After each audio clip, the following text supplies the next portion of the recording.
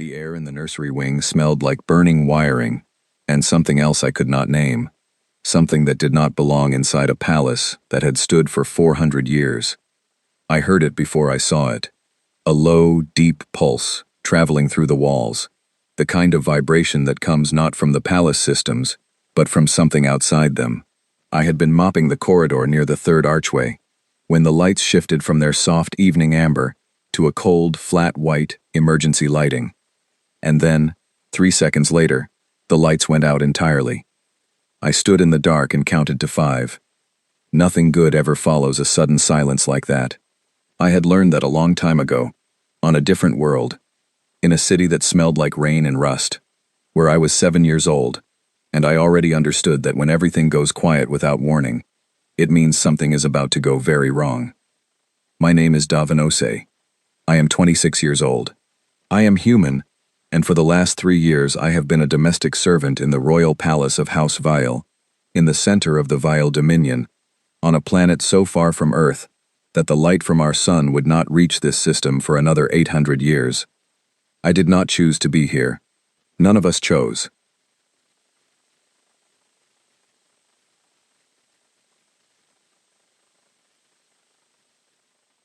When the Veil arrived above Earth 14 years ago, they did not come with war. They came with something more difficult to refuse than weapons.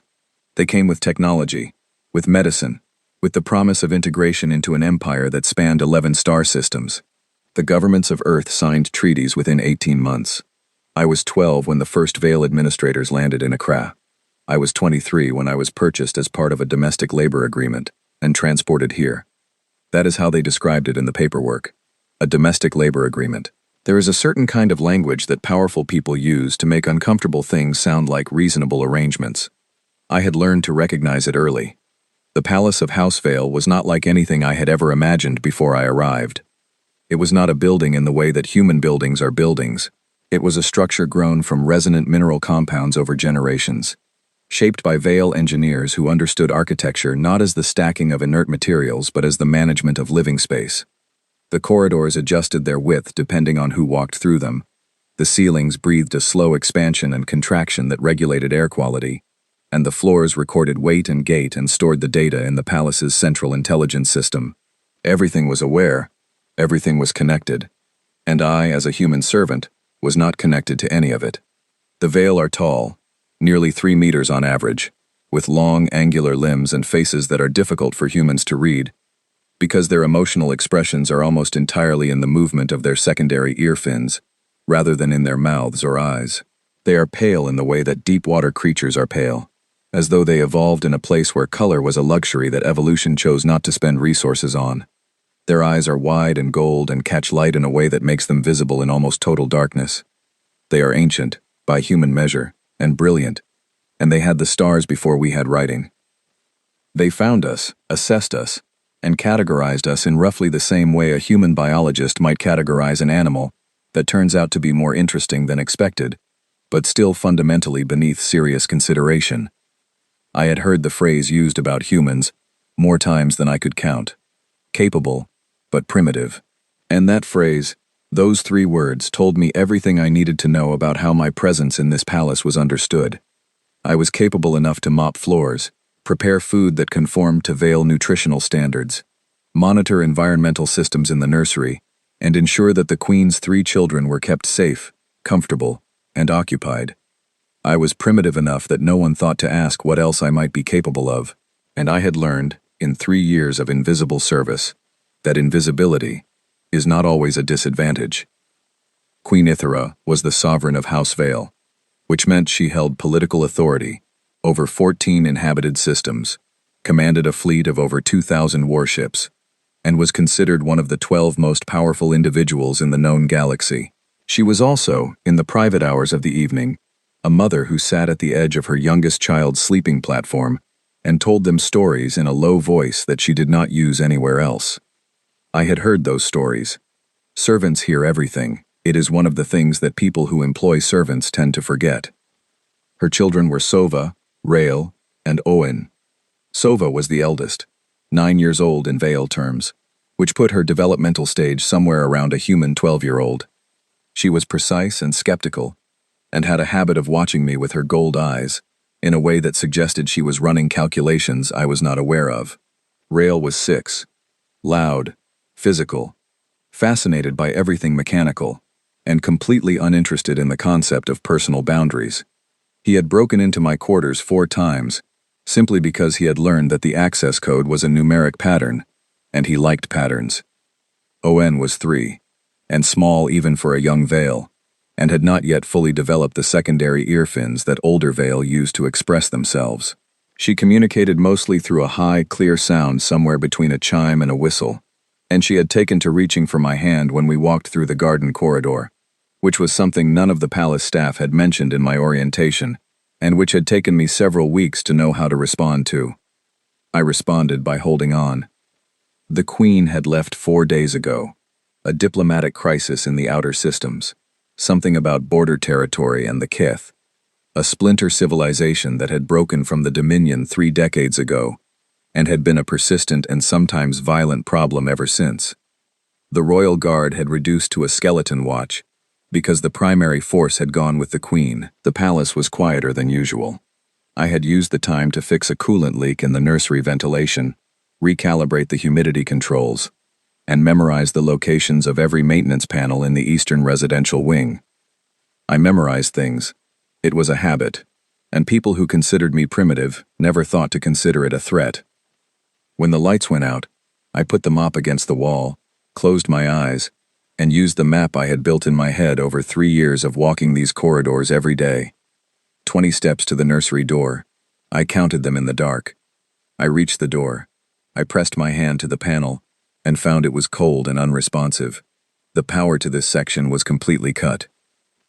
I reached into the maintenance belt I wore around my waist, the one that the guard captain had once called a funny little human habit, and pulled out a manual override tool I had fashioned from a broken calibration device 6 months ago, because the nursery's mechanical backup system was designed for Vale hands and I had needed to create something I could actually operate. I pressed it into the manual slot. I turned it. The door opened. Inside the nursery, Sova was already awake, sitting straight on her platform, ear fins flat against her head, the Vale signal for serious, controlled alertness. Rael was standing on his platform, looking at the ceiling, listening. Owen was making the small chiming sound that meant she was frightened, but trying not to be. I stepped inside, closed the door behind me and said, in a voice as level as I could make it, "I need all 3 of you to come with me right now. Do not bring anything. Stay close." Sova looked at me for exactly 1 second. Then she climbed down from her platform and stood at my side. Rael jumped down from his with enough force to shake the floor. "Is it an attack?" he asked. "I do not know yet," I said, which was true. It might be, which is why we are moving. Made the frightened chime again. I crossed the room, picked her up, and held her against my side. She was heavier than a human child her size would have been. Vale bone density is roughly twice that of human bone. But I had been carrying maintenance equipment through these corridors for 3 years, and my arms had adjusted. "We are going somewhere safe," I told her. "I know exactly where we are going. Hold on to me." She pressed her small face against my shoulder and held on. I had 11 minutes before whoever had cut the power reached this wing. I did not know that as a fact.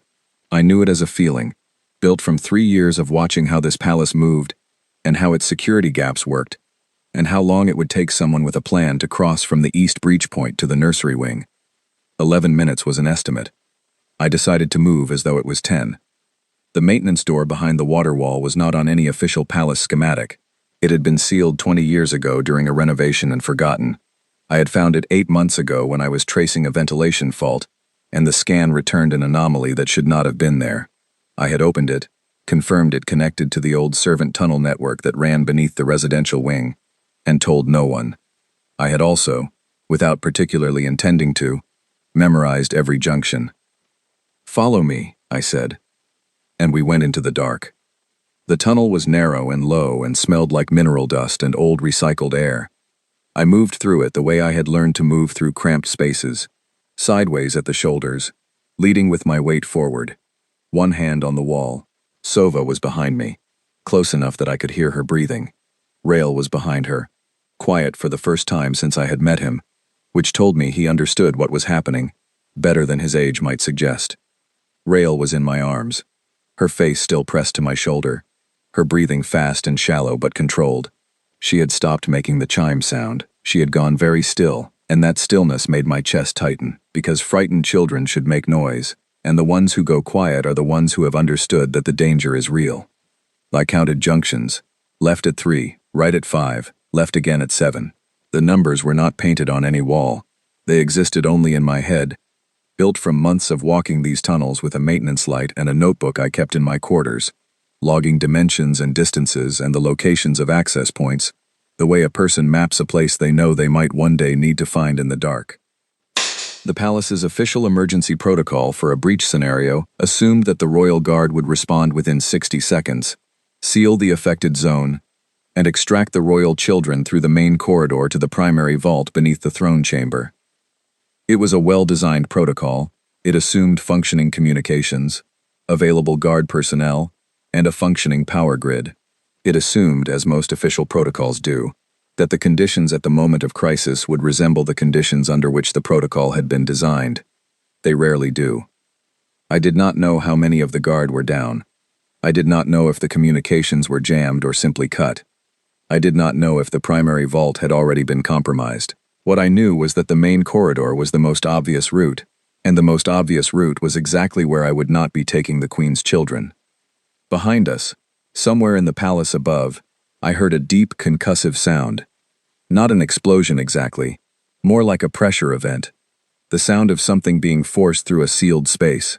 My estimation changed. I moved faster. "Davan," Sova said, quietly, from behind me. "I hear it," I said. "What do we do if they get into the tunnels?" It was a reasonable question. Sova was 9, and she was asking it in the same tone that a military strategist might use when presenting a contingency analysis. "We keep moving," I said. "They do not know these tunnels." "I do." "Do you know all of them?" "Enough of them." She was quiet for a moment. Then she said, "That is not a complete answer." "No," I said. "It is not. Keep moving." She kept moving. Rael spoke from the back. "My feet are wet." "There is a condensation leak at junction 4, I said. "I have been meaning to fix it. And step over the center seam and stay to the right." "How do you know that?" he asked. "Because I fixed the one at junction 2 6 weeks ago, and junction 4 has the same pipe configuration." Rael made a low sound that was his version of being impressed. Under different circumstances, I might have smiled. We reached junction 5, and I stopped. I put Odin down, carefully, and pressed my ear to the tunnel wall. The palace structure conducted sound in ways that its designers had not fully accounted for. Another thing I had learned by living inside it quietly for 3 years. If I pressed my ear to the right section of the mineral wall and held my breath, I could sometimes hear what was happening in the corridor on the other side. I pressed and listened. Footsteps. Not Vale footsteps. Vale walked with a particular rhythm, a long stride with a slight drag at the heel that came from the way their hip joints articulated. These footsteps were shorter, heavier, with a deliberate placement that told me they were wearing armor and moving carefully through an unfamiliar space. Keth. I had seen Keth soldiers twice in my time in the palace. Once during a failed diplomatic visit 3 years ago, and once in classified footage that had been playing on an open terminal I walked past, and no one had thought to close because I was a servant, and therefore probably not paying attention. The Keth were shorter than the Vale, broader, with a dark copper coloring, and a combat doctrine built around rapid close-quarters force. They were considered extremely dangerous in confined spaces. We were in a confined space. I counted the footsteps. 2 distinct gates. They were in the main corridor, not the tunnels, not yet. But the corridor ran parallel to our tunnel from this junction onward, and there was an access point 40 meters ahead that connected the two. I needed to seal that access point before they found it. "Stop," I whispered. I turned to Sova. "Can you hold Ophian?" Sova reached out and took her youngest sibling without a word. "Rael," I said, "I need you to be completely quiet for the next 4 minutes. Do you understand what completely means?" "It means no sound at all," he said, at a volume that was almost appropriate. Correct. Not even that volume. Nod if you understand. He nodded. I moved ahead in the dark, counting steps, until I reached the access panel.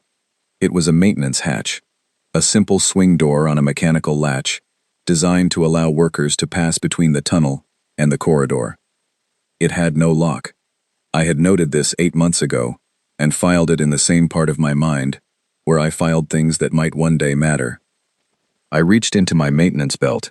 I had a tube of mineral bonding compound, used for sealing microfractures in the palace wall material, available in any maintenance storeroom, considered by everyone who knew what it was to be a completely unremarkable tool. I applied it around the hatch frame in a bead, working quickly, pressing the seal into the gap with my thumb. The compound took 40 seconds to set to a basic adhesion. It would not hold against sustained force. It would hold against a door being tried from the other side by someone who expected it to open. I pressed myself flat against the tunnel wall and waited. The footsteps came closer. They stopped at the access point. I heard the latch tried. It held. A pause. Then the footsteps continued past. I breathed out slowly. I went back to the children. Often was pressed against Sova's side, ear fins folded in, not making any sound at all. Rail had his hands pressed over his own mouth, which was more discipline than I had expected from him.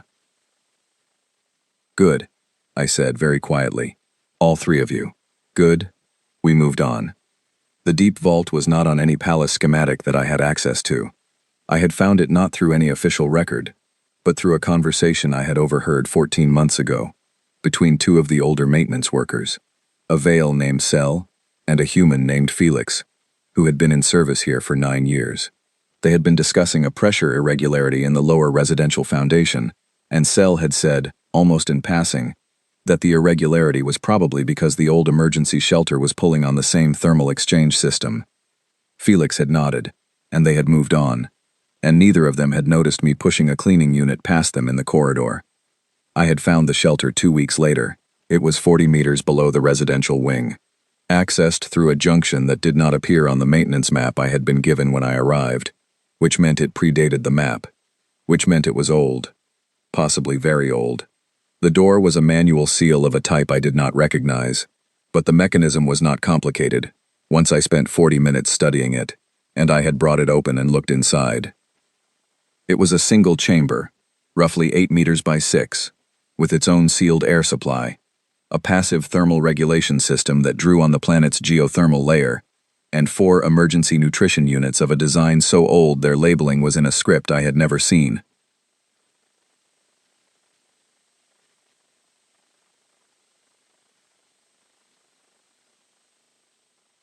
It would not appear on any scan. It would not appear on any power grid. It would not appear on any communications network. It simply existed, in the deep dark beneath the palace, waiting. I had spent 3 visits cleaning it, checking the air supply, and confirming that the nutrition units still functioned. I had told no one. I had written nothing down. It had seemed like the kind of thing that was better to know quietly. I understood, moving through these tunnels with 3 children in the dark, that the quiet knowledge of one overlooked human servant was the only thing currently standing between the Queen's children and a crisis that had defeated every official protocol designed to prevent it. I did not feel proud of this. I felt the specific clarity that comes when there is only one path forward, and you are already on it.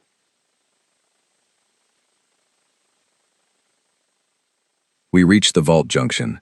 I found the concealed door by touch, 3 meters of smooth wall, and then a seam, and then the specific indentation that served as the handle. I pressed it the way I had practiced, twice to the left and once firmly inward, and the door opened with a low sound like something exhaling. Cool, still air moved out from the darkness beyond. In, I said. Sova went first, carrying Oven. Rail followed. I came last and pulled the door closed behind us. Inside, I activated the single emergency light I had placed here on my 3rd visit. A small human-made device, a simple chemical glow stick, the kind that needed no power source, and produced a soft green light for approximately 8 hours. I had brought it from my personal kit. It was cheap and low technology, and completely invisible to any scan of palace systems. The children looked at me in the green light. Rana reached out her small hand. I took it. Are we safe? Ral asked. His voice was not quite steady. He was doing his best to make it sound like it was. I looked at the sealed door. I looked at the children. I thought about the footsteps in the corridor, the cut power, the size of the breach that could disable a palace guard network in a matter of minutes. Yes, I said. We are safe here. It was not a complete answer, but it was the truest one I had. The green light was steady and calm. Outside, somewhere far above us, the palace was in crisis. Inside this small, forgotten chamber, 3 children were alive and unhurt, and I sat between them and the door, and I did not move. Sova settled herself against the wall, Ochin tucked against her side. Rael sat cross-legged on the floor and looked at his hands. The silence stretched, and inside it something shifted. The high tension of the escape settling into a different kind of waiting, quieter and heavier. Orson made a small sound, not the frightened chime, something softer. I recognized it. It was the sound she made in the garden corridor when she reached for my hand. Your mother is coming back, I said. I said it simply, as a fact, the way I stated other facts. The condensation leak at Junction 4, the 40-second set time for mineral bonding compound, the footstep pattern of soldiers moving through an unfamiliar space. Sova looked at me. How do you know? I did not look away from the door. Because she is the kind of person who comes back, I said. None of them argued with that.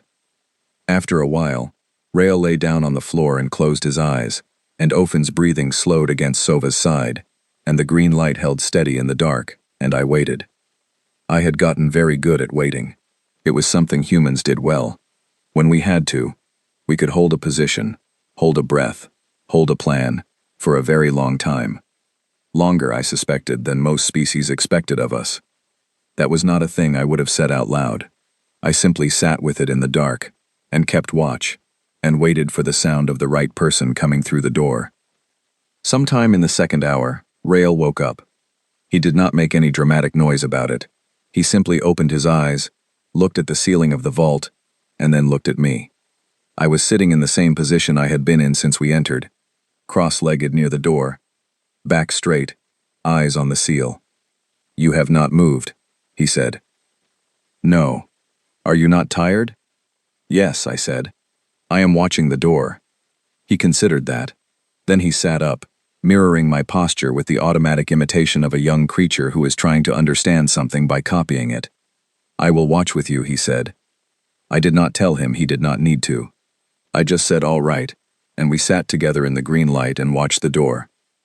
The Keth had been planning this for a long time. I understood that now. Turning the information over in the quiet, the power cut had been precise. Not a broad system failure, but a targeted removal of the specific grid sections that controlled palace communications and guard response. The timing had aligned with the Queen's absence and the reduced guard rotation. Someone had studied the palace's security schedule, which meant someone had access to information that should not have been available to an outside force. There was a source inside the palace, probably more than one. I filed that information and kept watching the door. What I could not know was whether that source had access to maintenance records, the unofficial maintenance records, the notes I kept in my quarters, the map in my head. Probably not. I was a human servant, who would think to look at my notes. That was the calculation that was keeping the children alive. Not firepower, not official protocols. The assumption of everyone who had designed this assault, that the human in the nursery wing was not a meaningful variable. I was aware, sitting in the dark, that this was both the thing that had saved us, and the thing that made me quietly, persistently furious on behalf of every human in this empire who had ever been dismissed the same way. I did not dwell on it. There would be time for that later, or there would not be time at all. But either way, it was not useful right now. Sova woke about an hour after Rael. She woke fully, and immediately. The way she always did. As if sleep was simply a mode she toggled between, rather than something that happened to her gradually. She looked at Rael and me watching the door. She moved to sit on my other side. Has anything happened? She asked. No. Good. She was quiet for a while. Then she said, Davin, how long have you known about this place? 14 months. And you never told anyone. I told you now, I said. She thought about that. That is technically accurate, she said, but not what I meant. I know, I said. I did not tell anyone, because it seemed like something that was better known quietly. I was not sure why I felt that way. I understand it better now. She looked at me with those gold eyes that were so difficult for humans to read, and said nothing for a long time. Then she said, "My mother does not realize what you are." I kept my eyes on the door. "What do you think I am?" "I am not sure yet," she said, "but I think it is something the palace should know." I did not answer that, but I did not disagree with it either. Oaken slept through all of it, curled against the wall in the soft green light, one small hand still faintly extended in the direction she had last heard my voice. Outside the vault, above us through meters of mineral stone and old ventilation shafts and forgotten corridors, the palace was being fought over by people who believed the most important pieces on the board were the ones they could see. I had spent 3 years being a piece no one looked at. And here, in a vault that did not exist on any map, behind a door no attacker had thought to find, the Queen's children were alive and unhurt. Because I had paid attention. Because I had fixed things quietly. Because I had memorized junctions and listened through walls and built tools that fit my hands, and kept notes that no one read, and found places that no one remembered. And because, when the lights went out and the only path was through the dark, I already knew exactly where I was going. The green light held. I held my position. I waited. Rael fell asleep again, his head eventually tilting sideways until it came to rest against my shoulder. He was heavy and warm, and smelled like the mineral soap used in the nursery. I did not move. Sova sat awake for a long time, watching the door with me, 2 different species in the quiet, and said nothing more. Which was, I had found over 3 years, the deepest form of trust. There are things you notice when you are in a confined space for a long time, with people you are responsible for. You notice the quality of their breathing. You notice when it changes. You notice the particular cadence of a child sleeping versus the precise stillness of one pretending to sleep. You notice the micro variations in temperature that signal a shift in the geothermal exchange below you. You notice the way sound travels through stone and what it tells you about the world above. I had been noticing all of it for 6 hours when the sound changed. It was not a loud sound, nothing dramatic. It was a difference in the resonance of the structure above us. A specific pattern of impacts moving through the mineral composite of the palace floors, traveling down through the foundation, arriving at the walls of our vault as a faint vibration that my fingers, pressed flat against the stone, could just detect. Footsteps, but not the same footsteps as before. The Keth soldiers moved with the deliberate, weight-forward placement of people in armor who were not entirely comfortable in an unfamiliar space. They pressed their feet down before committing to the step.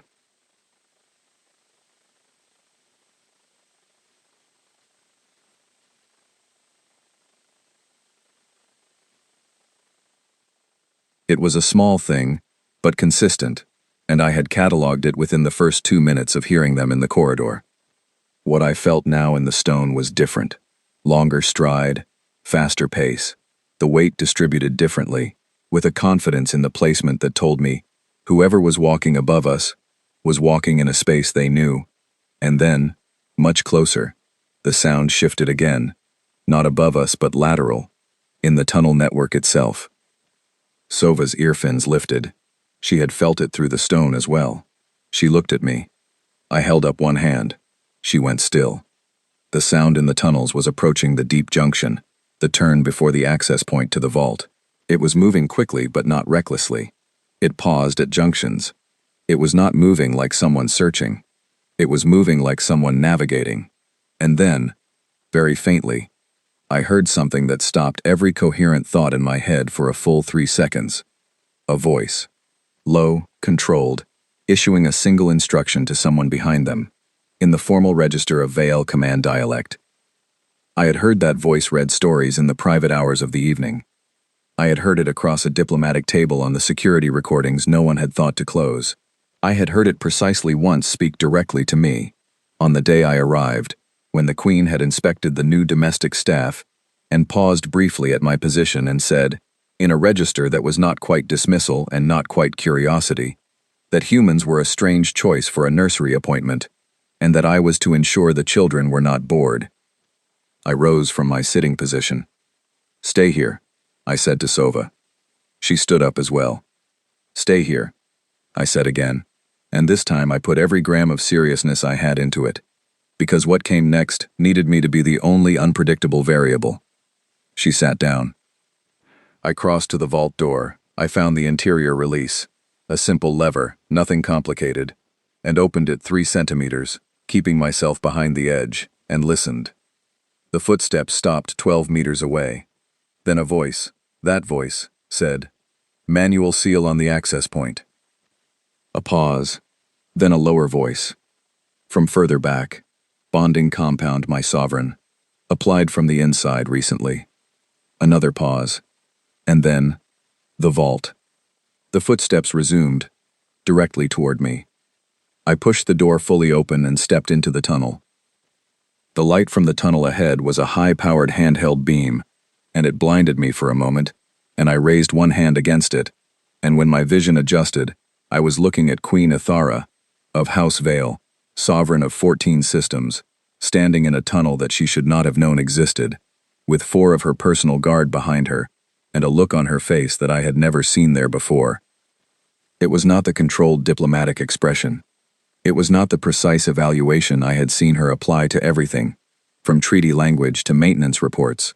It was something that had come before those things, something that had come up from underneath all of the layers of sovereignty and authority and power, and it was, very simply, fear.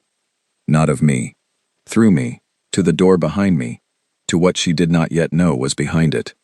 I said, because it was true, and because it was the first thing I could form into words. They are safe. All 3. Sova has a small bruise on her left forearm, from the initial move through the tunnel. Owen was frightened but is sleeping. Rail is... Rail. The Queen looked at me.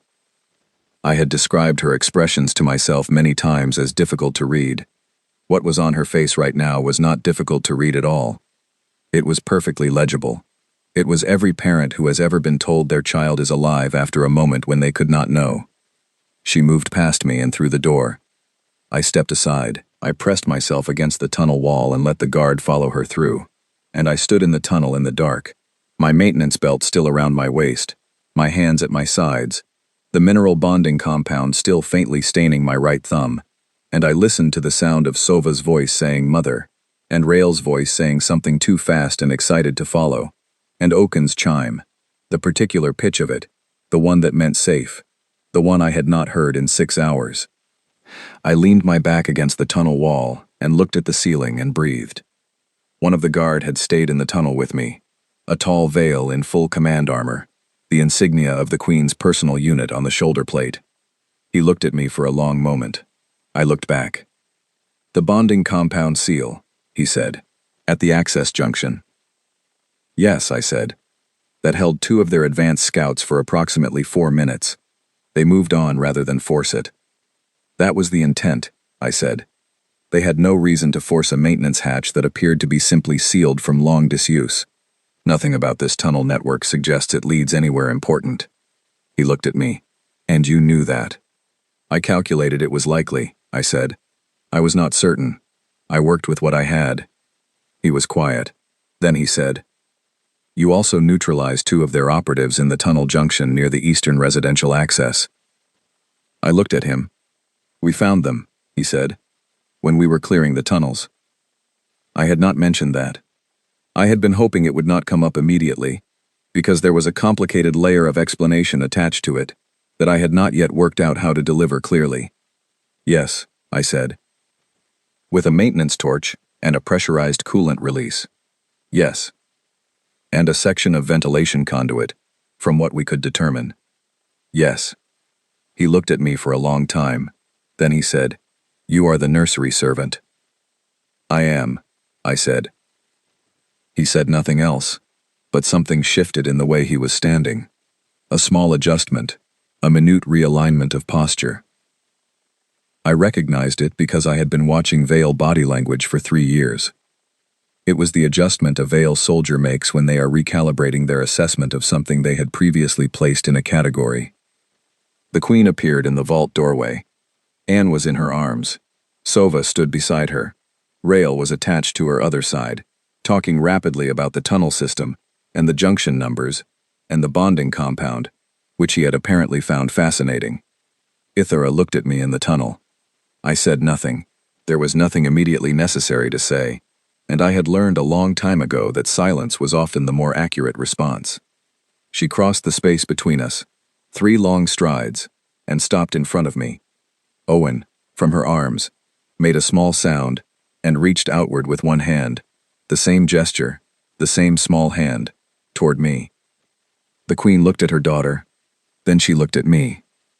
Then she looked at the tunnel around us, the sealed hatch, the marks on the wall where I had braced for leverage, the faint trace of coolant residue on the floor 20 meters away.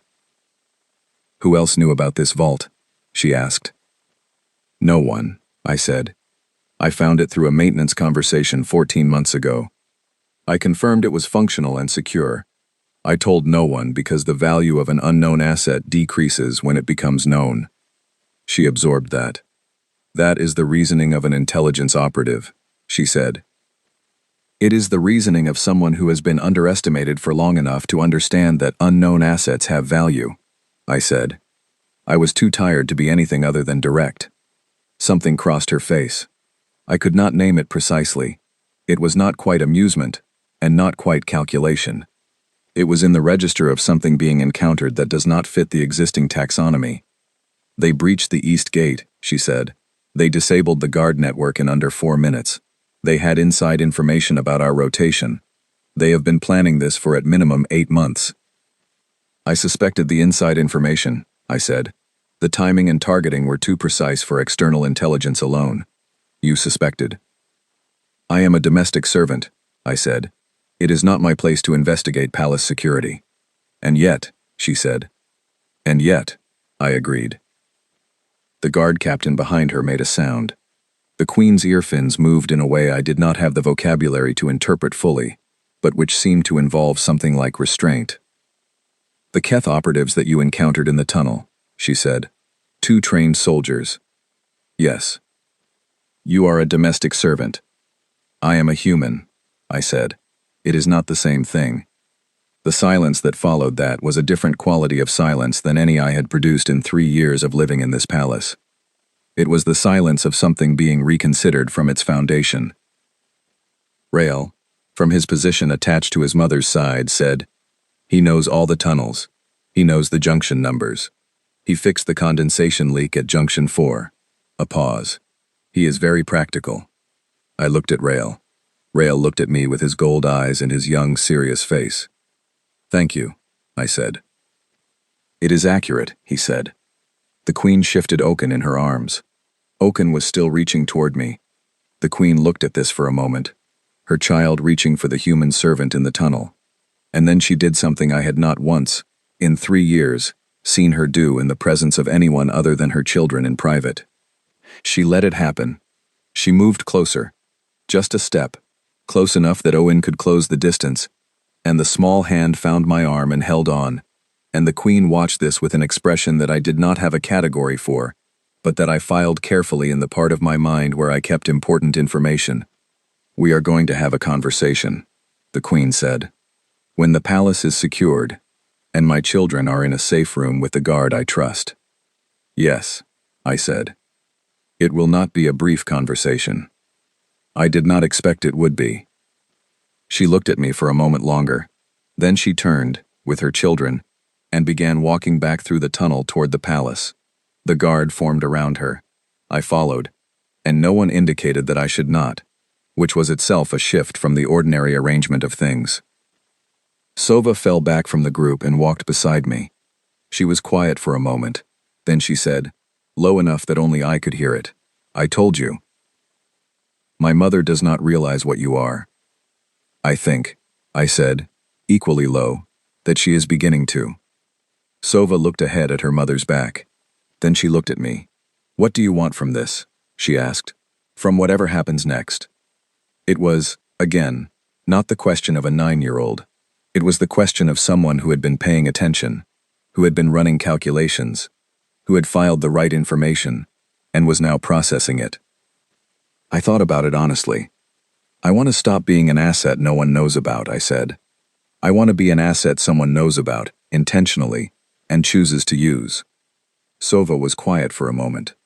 Then she said, "That seems reasonable." And we walked on through the tunnel, in the light of the guards' handheld beams, toward whatever was going to happen next. The Queen's private chamber was not a room I had entered before. Servants did not enter the private chambers unless specifically called, and I had never been specifically called to this one. It was on the uppermost residential tier, behind 3 security doors, and it was smaller than I had imagined. Not a grand stateroom, but a working space, with a low platform for sitting, a wall of curved mineral that functioned as a display surface, and a single long window that looked out over the city below, currently dark except for the emergency lighting of the response units still moving through the streets. The children were in a secured room 2 corridors away, with 4 of the guard that the Queen had personally vetted. I had been brought here by the same guard captain who had stood with me in the tunnel, whose name, I had learned in the walk back through the palace, was Kolvarath, and who had said very little, but had watched me throughout, in a way that suggested a continuous and serious recalibration. Ithara stood at the window. I stood near the door. Kolvarath was behind me, which was either protocol or precaution, and I did not ask which. The Queen spoke without turning from the window. "I am going to offer you something," she said, "and I want you to listen to the full offer before you respond." "I will," I said. "Your indenture will be dissolved effective immediately. That is not a question. That is a fact that becomes true the moment I finish this sentence." She paused. "You will receive full freedom of movement within the Dominion. You will receive transport to Earth if you choose it. You will receive a sum of Veil currency that I will have my administrative staff calculate, based on 3 years of service, recategorized at skilled specialist rates rather than domestic rates, which will be significantly more than what was originally arranged." I listened. She turned from the window. "You will also, if you consent to it, receive designation as a protected ward of House Veil. This is a legal category that has not been applied to a human before. It means that no administrative body within the Dominion can reassign you, reclassify you, or arrange any form of labor contract for you without your explicit consent. You would be outside the integration framework." She looked at me directly. "This is not a small thing. The political complexity of applying this status to a human being will generate significant discussion." "I understand that," I said. "I am offering it because what you did tonight is not categorizable under any existing framework we have for human servants in this palace," she said. "And because my children are alive. And because ONN reached for your arm in the tunnel." The last reason sat differently from the others. I did not comment on it. "Those are the options as I currently understand them," she said. "Freedom, compensation, protected status, and transport home if desired. I want to know your response." I had been thinking about this since the tunnel, since Sova had asked me what I wanted, since I had watched the Queen's face in the green glow of a chemical light while she looked at her children sleeping against the wall of a forgotten shelter. "I would like a different option," I said. Kolvarath made a very small sound behind me. The Queen's ear fins moved. "Explain," she said. "Earth is occupied," I said. "It has been occupied for 11 years, under agreements that were signed, because humans did not have the political standing to negotiate anything better. My people are classified as a candidate species, which is the Veil administrative category, for a civilization that is considered technologically and developmentally insufficient for full participation in Dominion governance. That classification shapes everything: the labor agreements, the resource allocations, the presence of administrators who report to the Dominion rather than to any human authority." I kept my voice level. I was not angry in this moment. I was clear. The reason the classification exists is because humans are assessed as primitive, capable, but primitive. The reason that assessment exists is because the Veil who made it were evaluating human potential based on what they chose to look at. They looked at our technology gap. They did not look at what we do with the resources we have. They did not look at what we adapt. They did not look at what we notice when no one is paying attention to us. The Queen was watching me with the expression she used when she was doing serious analytical work. "Tonight," I said, "the most powerful palace in the Dominion was breached by a force that disabled your guard network, cut your communications, and had inside intelligence on your rotation schedule. The official emergency protocol failed because it assumed conditions that did not exist. Your children survived because a human domestic servant had spent 3 years quietly learning things that no one thought to secure, because no one considered the possibility that a domestic servant might do something with the information." I stopped. "I do not want transport to Earth," I said.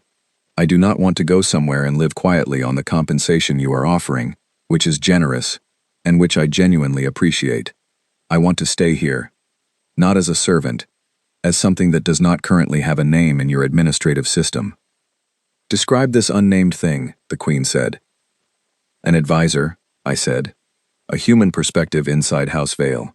Someone who sits in rooms where decisions are made and asks the questions that are not being asked, because everyone in the room shares the same assumptions. The Dominion keeps being surprised by humans. We keep doing things that fall outside the expected range. Someone should be positioned to explain why that happens and how to account for it. Not to make humans easier to manage, but because an empire that does not understand one of its constituent populations is an empire operating on incomplete information." The silence that followed was long. I had said it. It was out of the dark vault of 3 years of quiet thought, and into the air of the Queen's private chamber, and there was nothing to do now but stand with it. "You are asking," the Queen said carefully, "to be placed inside the political structure of House Vale, not as a subject or a ward, but as a functioning participant." "Yes," I said, "with appropriate oversight, appropriate limitations, and a title that I am prepared to help design, if your administrative framework does not have an existing one." Varath said, from behind me, in a tone that was not quite disbelief, and not quite admiration. "He has already thought about the title." "I have had several hours of very quiet thinking time," I said. The Queen looked at me, and then something happened that I had heard about but never witnessed directly. Queen Ithara of House Vale, sovereign of 14 systems, commander of a fleet that could rearrange the political geography of a star system, laughed. It was not a polished sound. It was a genuine one, short and clear and surprised. The laugh of someone who encountered something they genuinely did not anticipate in a moment, when they were already running low on the resources required to manage anticipated things. "You are a strange species," she said. It was not an insult. It was an observation, with something at the edge of it that might have been, in a vial, the early form of respect. "Yes," I said, "we really are." She looked at me for a long moment. Her ear fins moved through several positions I had catalogued over 3 years, but never been the subject of. Then she said, "I will need to speak with my council. This will generate the significant discussion I mentioned. There will be opposition." "I would expect that," I said. "It may take time." "I have time," I said. "I have been waiting for 3 years. I am good at waiting." She moved to the sitting platform and settled onto it. Varath shifted position behind me. The city lights moved slowly in the window behind her, the response units still threading through the dark streets below. "In the interim," she said, "you will remain in the palace, not as a domestic servant. Your status will be reclassified as an advisory consultant, under the Queen's direct designation, which is a category that does exist in our framework, and which does not require council approval." She paused. "It is not the full thing you are describing, but it is a beginning." "A beginning is sufficient," I said. She looked at me with those wide gold eyes that caught every available light in the room and held it. "The nursery staff will need to be restructured," she said. "There is an internal source. Varath is already investigating."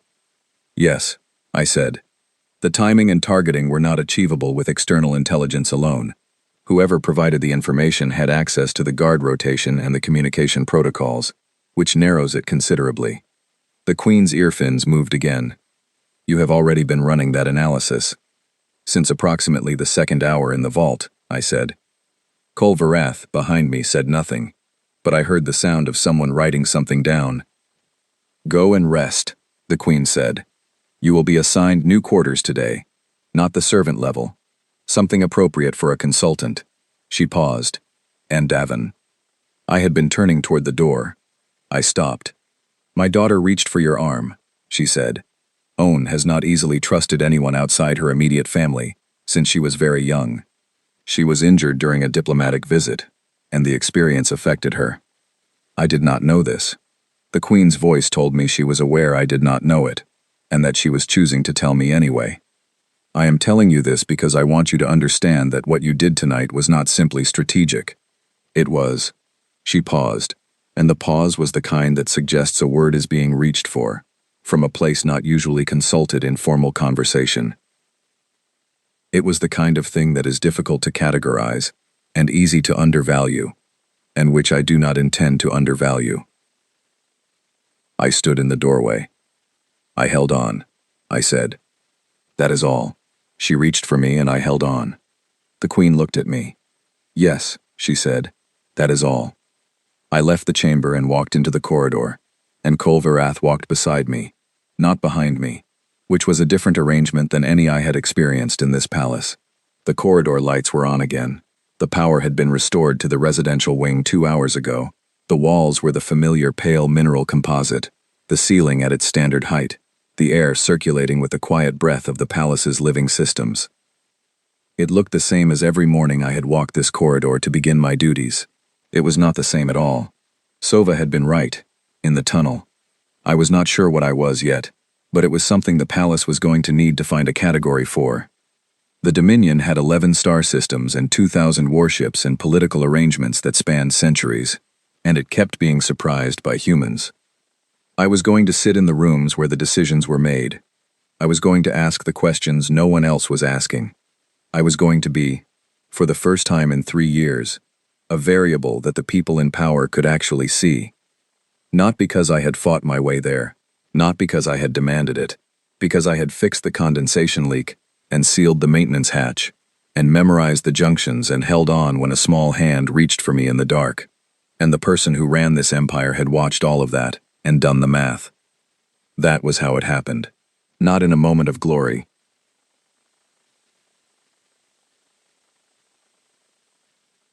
In a sequence of small, quiet, carefully maintained competencies that no one had thought to look at. That was, I thought as I walked down the corridor in the restored light of a palace that had survived the night, a very human way for something important to begin. Kolverath said, beside me, the advisory consultant designation will be announced to the palace staff before the midday period. I understand, I said. There will be questions, he said. The staff, the guard, the administrative officers. There will be, I agreed. What will you tell them? I thought about it. I thought about 3 years of invisible service, and a map built entirely in my head, and a door that had not been on any schematic, and 3 children sleeping in a green light while the palace above them was in crisis. I will tell them, I said, that I am the nursery servant, and that if they would like to understand what that means, they should probably start paying closer attention. Kolverath walked beside me and said nothing, but something in his bearing had shifted again. And this time, its stage shifted. The palace moved around us, its corridors adjusting, its ceilings breathing, its floors recording our weight and our gait, and storing the data in its central system. And for the first time, the data it was storing about me was data that would be read. I was no longer invisible. I had chosen to stop being invisible, at the moment and in the manner of my own choosing, and I was walking through a palace that had not yet finished understanding what that meant. Neither, fully, had I. But I had time. I had always been good at time, and there was a great deal of work to do.